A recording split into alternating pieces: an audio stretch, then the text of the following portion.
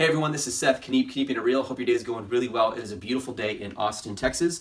I wish I was outside right now, but I want to record this video because there's a principle, one of the laws of the dime that I teach that is really effective in helping people to know what product category they should be selling in, and especially in finding a hot selling product. I have one of my favorite t-shirts on. This is from ConvertKit. Thank you very much, guys.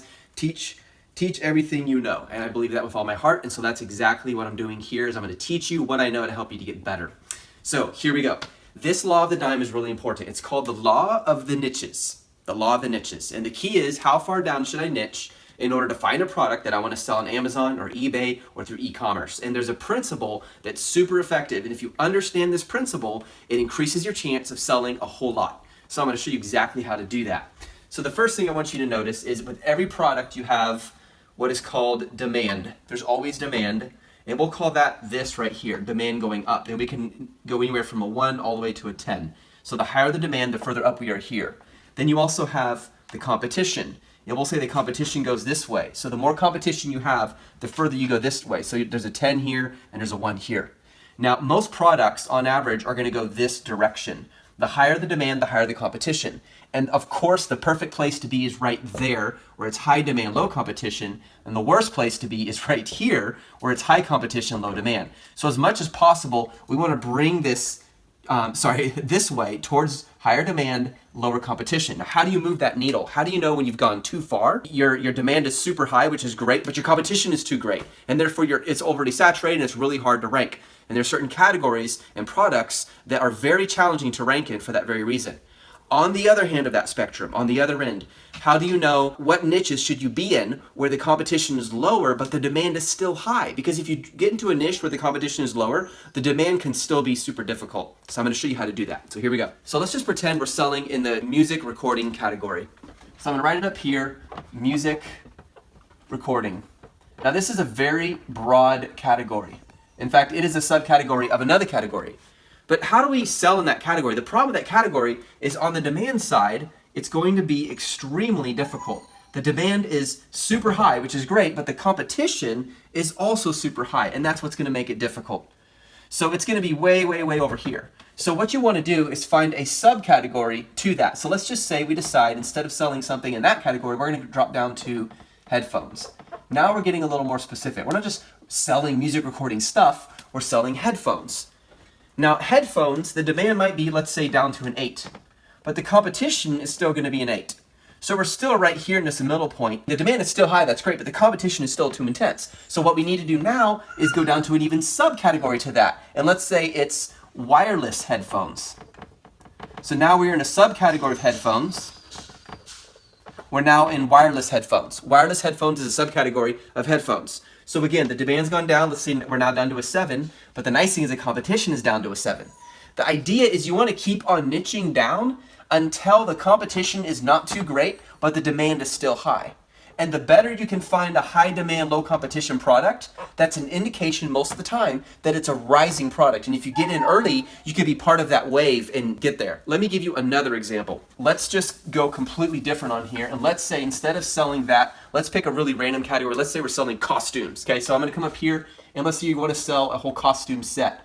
Now, the problem with the costume set, again, is the competition is too high. The demand is high, but the competition is too high. So you need to go to a subcategory of that. So let's say we decide to do pirate costumes.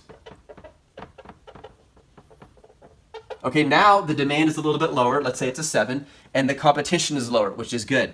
That's still, the problem is the competition is too high. So let's go to a subcategory of that. Let's talk about a part of a costume. Let's say it is pirate swords. In fact, here's an example of one. Let's say now we're selling pirate swords. Okay, so now we're going to go to, I'll just say swords for simplicity. So now we went from this category to this subcategory to this subcategory.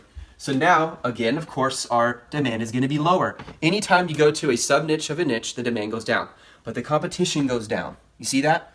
So now we're at a 6 here and a 6 here. Now we've found a sweet spot. This is a really good place to be. This is what we're going to sell.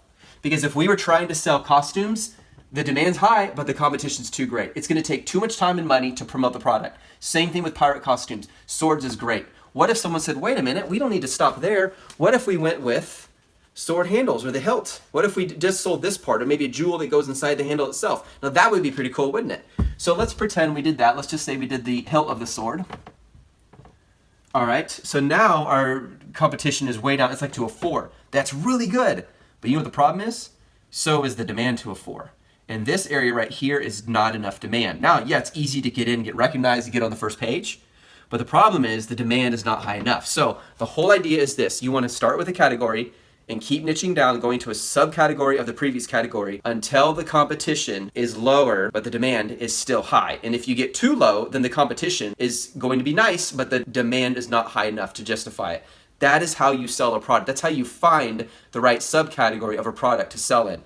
Let me give you an example. If I was to go on Amazon.com and I search for pirate swords, and all of the top searches on the first page are pirate swords, and those top results are very high performing sellers, my chance of getting on that page is much less because the top performers are already filling up that page. As a general rule of thumb, the first page of search results is going to be 20. As a general rule of thumb, 20. That's why I recommend if there are more than 20 top competitors, you don't go with it, because you're now going to be on the second page. You have to fight to get on the first page, and it's going to take a lot more time and a lot more money on campaign ads to get to the first page, you see?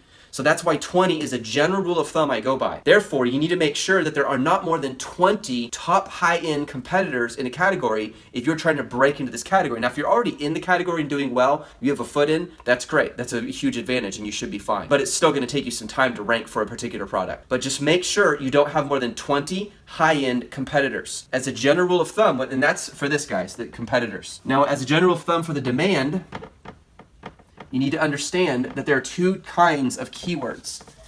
And the keyword that you want to rank for is called a long tail keyword. So again, let's use the pirate sword example. If you're just looking at swords and you're selling a sword, you're going to get tons of demand for that. But the competition is way too big. So you need to go to a subcategory of that. Let's go a little longer tail. Let's say it's a pirate sword. Now, obviously, there's going to be fewer searches for this than this because it's more specific. But of the people who search for this keyword, a greater percentage of those are going to buy the product because they already know in their mind what they're looking for. If I just go onto Amazon and type in sword, I probably don't know what I'm wanting. I may not even buy that day. But if I go in and type in Buccaneer pirate sword, I clearly know what I want because I've already thought about it. I already have knowledge and research done. Therefore, I'm in the buying mode. The chances of me buying the product is much greater because it's a very specific item. So when you get to pirate sword, you want this to be at least 20,000 searches per month. And even better if it's a Buccaneer pirate sword. Now we're looking at a super long tail keyword. If I have 20,000 searches a month for this phrase right here, that's super high demand. But if there are more than 20 high performing competitors on Amazon with that term, with that as their main keyword, then I'm going to have trouble ranking. And that's why it's really important to understand I need high demand, low competition, niche down until the demand's still high, but the competition is low enough. And when you find this, where the demand is up here and competition is down here, that means you found a gem, and go for it. This is Seth. Can you keep it real? Have an awesome day. I'll see you soon. Bye.